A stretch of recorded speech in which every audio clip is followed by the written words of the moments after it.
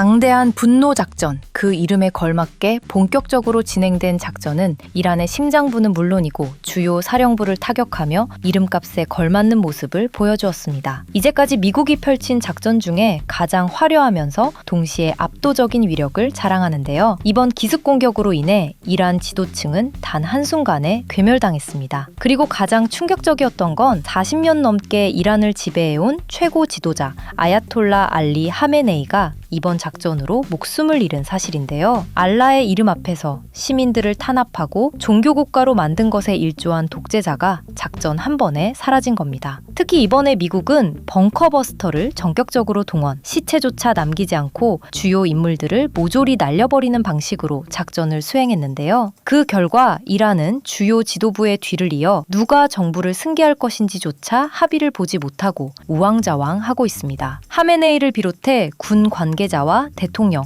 그리고 주요 정치 지도자들까지 싹 해결한 이 작전은 미국이 마음을 먹으면 어디까지 할 수 있는지 잘 보여주는 사례인데요. 이스라엘도 같이 협조한 이 작전은 4일 내내 지속될 전망이며 복합적이고 강력한 공습으로 시행되는 작전임을 언급했습니다. 그야말로 오랜 기간 동안 이 작전의 구상을 위해 노력했음을 보여준 건데요. 언론에 따르면 이미 몇 달 전부터 연합 계획이 세워져 있었다고 합니다. 동기화와 조율을 위해 여러 차례 훈련을 거듭했고 정확한 정보를 토대로 한 번에 지도층을 무력화할 것을 계획한 작전이었다고 합니다. 이를 위해 보통 밤에 공격하는 것과 달리 벌건 대낮에 공격을 감행했다는 것이죠. 허를 찌르는 기습은 우연이 아니었습니다. 외교적으로도 미국과 이스라엘은 기만 작전을 시행했는데요. 이란과의 핵 협상을 추진 중이던 미국은 이란을 속이기 위해 협상을 질질 끌었다고 합니다. 이란 입장에서는 핵 협상만 통과되면 공격받지 않을 것이라 생각했고 미국의 이중 작전에 이란 관리들은 그대로 넘어간 것이죠. 여러 차례 뒤통수를 맞은 이란은 이대로 미국에게 항복을 선언할 것처럼 보였습니다. 상식적으로 주요 시설과 인재들이 다 사라진 상황에서 반격하는 건 정말 어려운 일이죠. 하지만 이란은 가만히 있지 않았습니다. 미국의 공격에 그대로 무릎을 꿇는 것이 아니라 미국 기지를 향해 미사일을 발사하며 한 방을 드러냈죠. 사우디아라비아, 바레인, UAE 등 중동에 위치한 주요 미군 기지를 향해 공격을 가한 건데요. 이번 공격에는 이란 최고 국가안보회의 사무총장인 알리 라리자니의 메시지가 있었습니다. 그는 시온주의자와 파렴치한 미국인들에게 본때를 보여주겠다고 밝혔죠. 카타르 아루데이드 공군기지, 쿠웨이트 알살렘 공군기지, UAE의 알다프라 공군기지, 바레인의 해군 5함대 본부가 주요 타깃이었다고 밝혔는데요. 이란에서는 이번 공격으로 인해 최소 200명 이상의 미군 병력이 죽거나 다쳤다고 밝혔습니다. 미군의 FP-132 레이더도 이란의 공격으로 인해 파손을 입었다고 말하며 실질적인 타격이 존재하다는 것을 드러냈죠. 다른 미 해군 전략자산도 손해를 입었다고 말하며 이란이 보유한 미사일은 미국 못지않게 많고 이를 이용하면 미군을 궁지에 몰 수 있다고 선언합니다. 특히 드론을 이용하면 값싼 무기로 미군 기지를 유린할 수 있다고 호언장담을 늘어놓았죠. 실제로 이번 공격으로 인해 주요 위치에 존재하는 미군 기지는 화염에 휩싸였습니다. 여러 매체에서 미군 기지에서 치솟아 오르는 화염을 관찰했죠. 어떤 이들은 추가 폭발의 영상을 공유하면서 이란 공격에서 미군도 무사하지 못할 것이라는 이야기를 남기기도 했습니다. 헤즈볼라를 비롯한 테러 무장단체를 동원할 수도 있다는 분석도 나왔는데요. 이란에 물자를 보급받은 이들 테러단체는 유럽과 미국을 중심으로 공격이 가능한데요. 실제로 여러 지부에 위치한 헤즈볼라 단원들이 일사불란하게 움직이고 있다는 소식이 전해질 정도로 이란 상황이 급격하게 돌아가고 있습니다. 여기까지만 보면 미국의 타격에 이란은 정말 기민하게 움직이며 미국의 공격에도 절대 무너지지 않을 것처럼 보입니다. 하지만 실상을 알고 보면 조금 다른 생각이 들 텐데요. 이번에 이란이 대대적으로 홍보한 미군 기지 타격과 미사일 공격에서 실제로 피해를 입은 곳들은 그리 많지 않습니다. 특히 소나기 미사일을 선언하며 각종 미사일로 완전한 파괴를 외쳤던 이란 정부 군의 발표와 달리 미세한 화재가 전부였다고 하는데요. 이런 일이 가능했던 것은 바로 한국에 천궁-2가 있었기 때문에 가능한 일이라고 합니다. 이란의 미사일 공격을 한국의 방어 시스템이 완전히 막아낸 것이죠. 아랍에미리트에 위치한 미군 시설의 방어에 한국 천궁-2가 제대로 된 역할을 했다는 것이 알려지면서 새삼 한국의 무기 수준이 수준이 얼마나 뛰어난지 조명을 받았습니다. 보도에 따르면 UAE로 날아든 탄도미사일 130발을 상대로 천공2가 제대로 된 위력을 보여 90% 이상을 사전에 차단했다고 합니다. 현지에 배치된 천공2의 포대는 2대로 이번에 첫 실전 배치되어 혁혁한 성과를 낸 것이죠. 사실 수출 당시만 하더라도 많은 중동 국가들은 성능에 의심을 보였습니다. 한국산 무기가 뛰어나다고는 하지만 실전 대비해서 얼마나 효용을 보일지 아무도 몰랐기 때문이죠. 전통적으로 미국 무기를 수입하던 중동 국가들이 한국산을 믿고 구매한 것은 어디까지나 가성비 차원에서 한국이 쓸모 있었기 때문입니다. 비싼 패트리어트 수백 기를 사는 것보다 한국산 천공 시리즈를 수천 기를 도입하는 것이 보다 더 낫다는 결정을 내렸기 때문이죠. 그리고 그 선택은 중동 국가의 운명을 바꾼 신의 한 수가 되었습니다. 실제로 제대로 된 성능을 입증하며 중동 하늘을 지킨 수호신이 되었기 때문이죠. 한국형 패트리어트라는 별명으로 한국형 미사일 방어 체계의 핵심인 천공2는 하층 방어를 담당하는 무기입니다. 정확히는 중고도에서 날아오는 무기 40km 지점까지 천공2가 방어할 수 있는 건데요. 천공은 히트 투 킬 방식을 채택하고 있습니다. 요격고도 15에서 20km 지점에서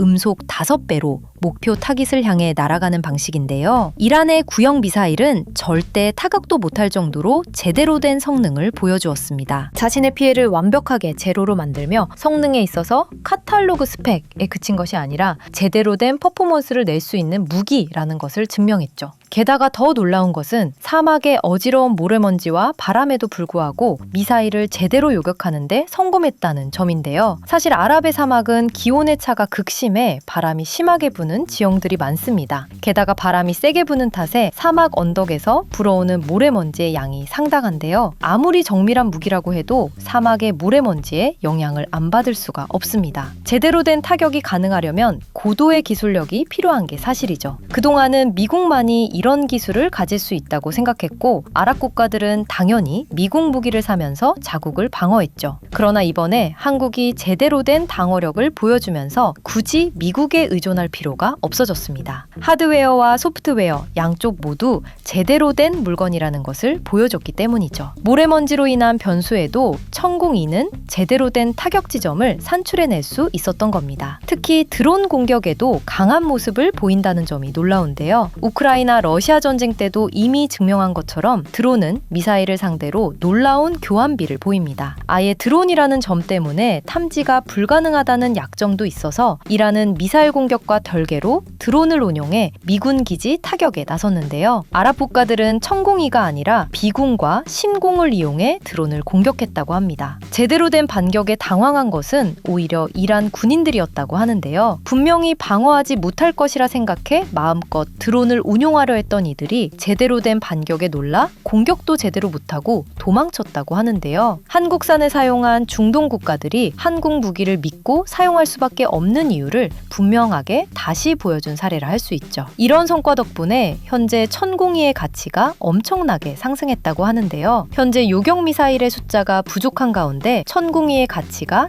재평가되었다는 이야기가 속속 등장하고 있습니다. 미국 군사 전문가들 역시 천공이가 미국 패트리어트 미사일보다 오히려 더 낫다는 이야기까지 하고 있는데요. 일반적으로 미국이 생산하는 패트리어트 미사일 그리고 고고도에서 방어를 담당하는 사드 미사일은 로키드 마틴에서 생산합니다. 그리고 로키드 마틴은 생산 능력이 정말 최악이라고 부를 정도로 적게 생산을 하는데요. 연간 생산 능력을 살펴보면 사드는 96발, 패트리어트는 600발이 최대입니다. 단가도 살펴보면 사드는 1270만 달러, 패트리어트는 400만 달러로 한 번 쏠 때마다 엄청난 돈을 땅에다가 뿌리는 셈이라 할 수 있죠. 상층, 중층 요격 미사일은 그 특성상 비쌀 수밖에 없어서 수량을 아무리 빨리 찍어내려고 해도 시간이 소요될 수밖에 없습니다. 더군다나 미국은 우크라이나 러시아 전쟁으로 인해 상당수의 패트리어트 미사일을 공여해주는 결정을 내렸는데요. 자국 보호를 위해 최소한으로 가져야 하는 수량도 제대로 지키지 못할 만큼 엄청난 양을 넘겨주었다는 이야기가 공공연하게 나돌 정도죠. 이런 이런 상황에서 미국이 아무리 전쟁을 수행하고 싶어도 패트리어트 미사일의 절대적인 수량 부족으로 인해 전쟁 자체가 어려울 거라는 분석이 지배적입니다. 만약 미국이 전쟁을 더 진행하려면 러시아가 북한과 손을 잡은 것처럼 미국은 한국에게 엄청난 협력을 구해야 한다는 분석이죠. 한국 입장에서는 천공이 생산은 그리 엄청난 일이 아닙니다. 가격면에서도 패트리어트의 반값에 불과한데요. 이라크와 사우디아라비아 등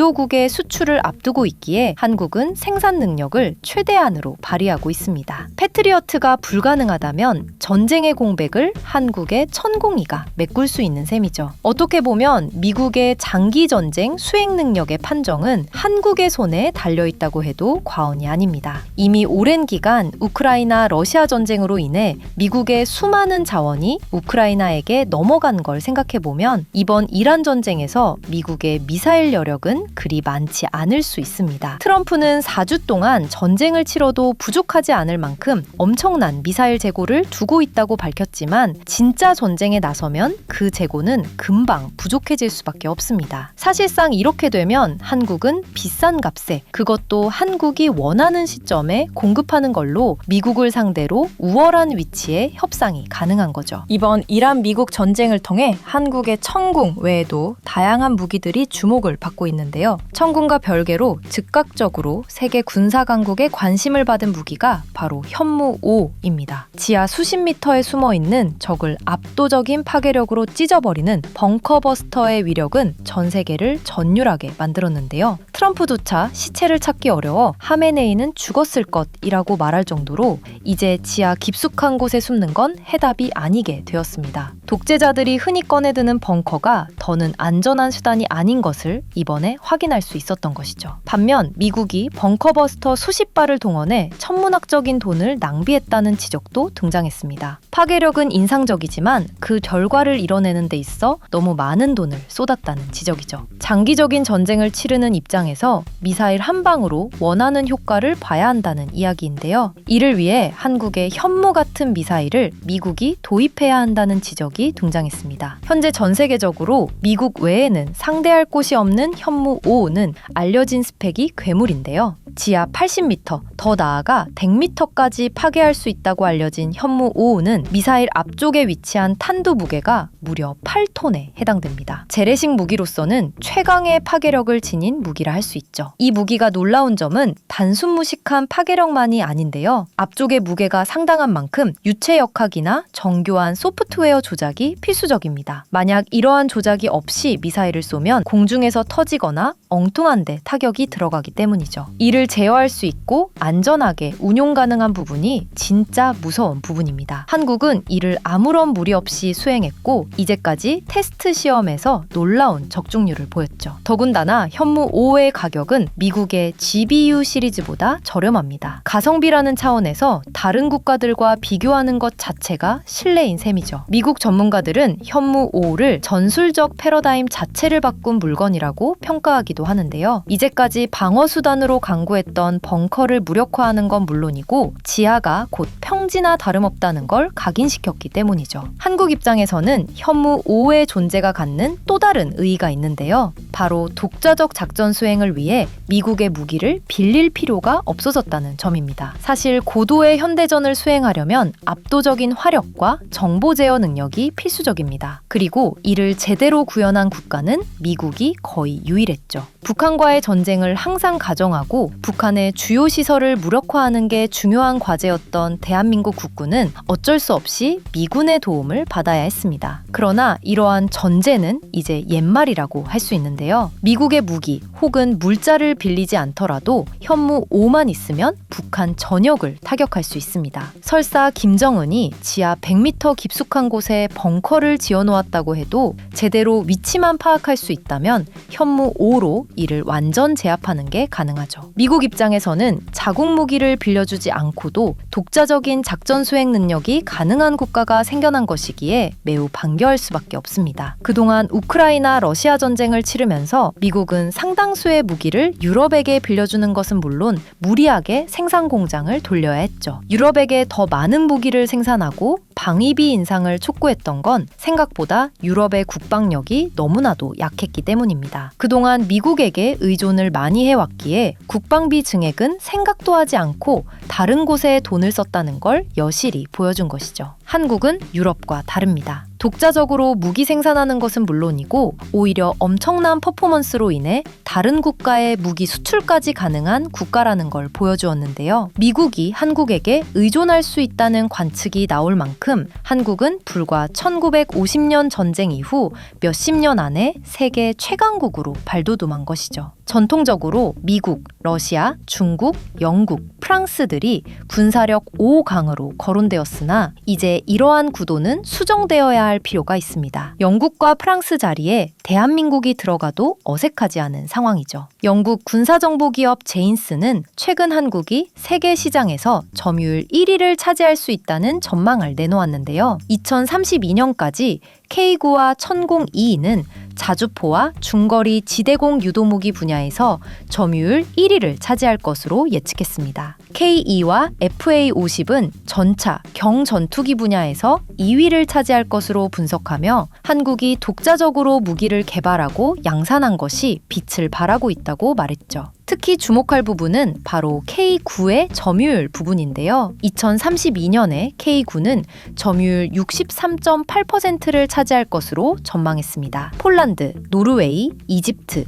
호주, 핀란드 등 주요 국가에 수출한 것과 더불어 추가 계약을 노리는 국가들이 많다는 것을 반영한 수치죠. 예전이라면 상상도 못할 일들이 곳곳에서 벌어지고 있습니다. 유럽 국가들이 앞다퉈 한국을 방문해 추가 계약을 거론하고 있으니 말이죠. 사실 이러한 배경에는 미국의 태도 문제도 있습니다. 유럽에 대해 지속적으로 방위비 분담과 국제 협력을 요구한 것에 유럽 여러 국가들이 반감을 드러냈는데요. 특히 독일의 경우 상당한 분담금과 더불어 군수공장 가동을 통해 무기 지원을 했으나 정작 미국에게 돌아온 건 차가운 냉대였습니다. 이로 인해 독일은 방위비를 대폭 인상하기로 결정하며 미국 무기 수입을 자제하겠다고 밝히기도 했는데요. 다른 국가들도 사정은 마찬가지입니다. 특히 덴마크의 경우 트럼프로부터 그린란드 압박을 계속 받으면서 참을 수 없다는 인상을 주었는데요. 그동안 미국과 협력을 이어온 영국 역시 더 이상 미국의 개가 될 수 없다면서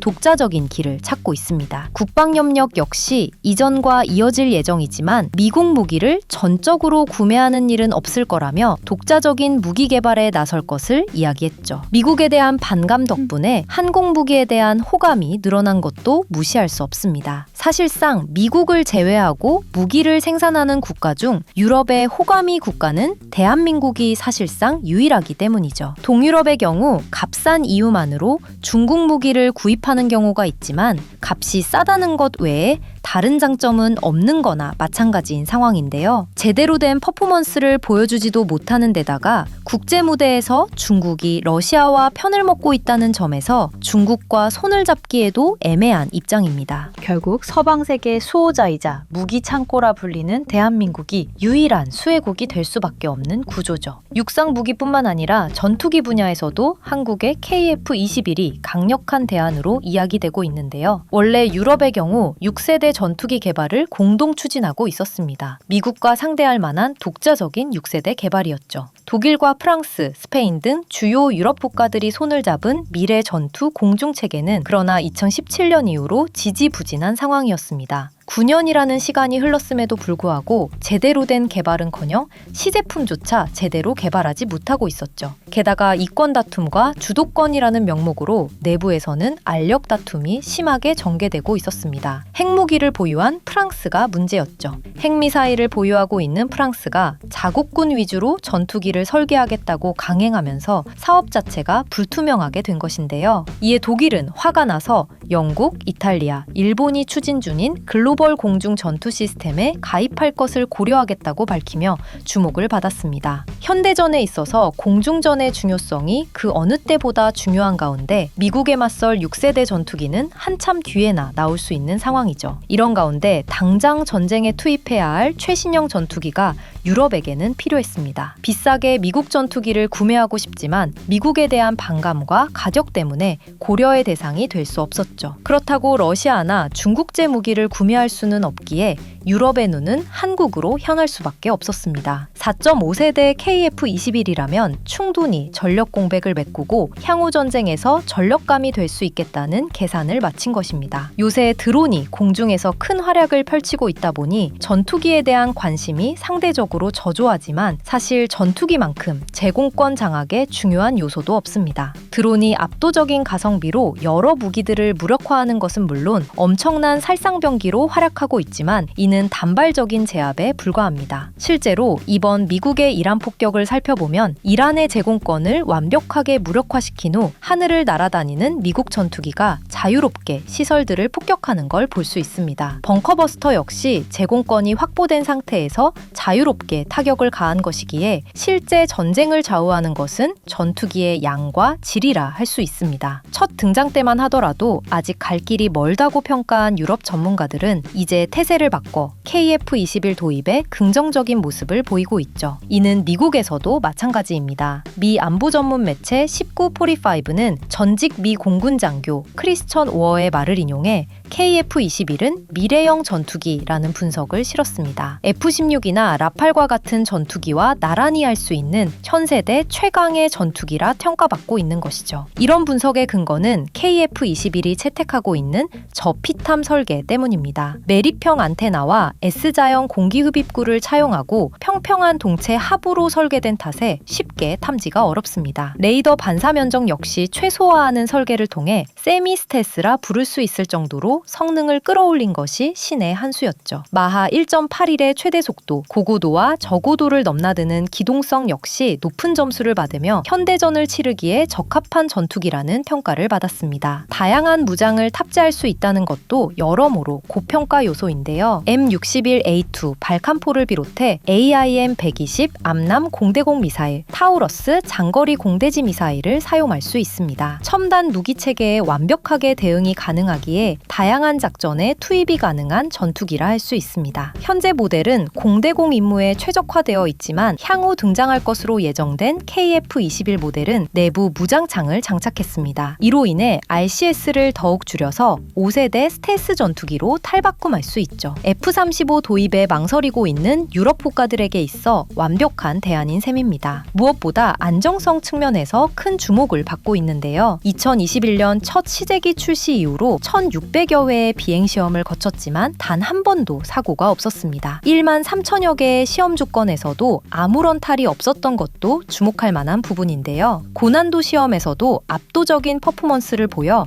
4.5세대는 이미 뛰어넘었다는 평가를 받고 있습니다. 이번에 천궁으로 재미를 확실하게 본 UAE도 KF-21 구입에 관심을 보였는데요. 실제로 천궁 2 도입에서도 KF-21을 UAE가 수입하고 싶다고 정부 관계자가 강력하게 이야기했다고 합니다. 한 번 터진 수출의 길은 다양한 무기 수출로 이어지고 있는데요. 폴란드 무기 수출 때만 해도 고점이라고 평가하던 이들이 오히려 올해의 성과를 기대하고 있는 상황입니다. 그동안 항상 다른 국가의 무기 수준에 못 미친다는 이야기를 늘 들으면서 대한민국 무기는 냉대 아닌 냉대를 겪어야 했는데요. 실전에서의 성과를 토대로 이제는 누구도 무시할 수 없는 세계 무기 강국으로 거듭나고 있습니다. 한 가지 걱정인 점은 트럼프가 한국 무기 수출을 보면서 제재를 할 수 있다는 점인데요. 급변하는 세계 정세 속에서 아직 한국이 축배를 터뜨릴 따위는 아닙니다. 하지만 그럼에도 불구하고 한국의 견실한 성과는 그 누구도 무시할 수 없는 결과라 할 수 있는데요. 앞으로도 대한민국 무기 수출 신화가 꺼지지 않고 계속해서 이어지길 바라며 이제는 전 세계에 무기를 공급하는 대표 수출 국가로 완전히 자리매김하길 기원해 보겠습니다.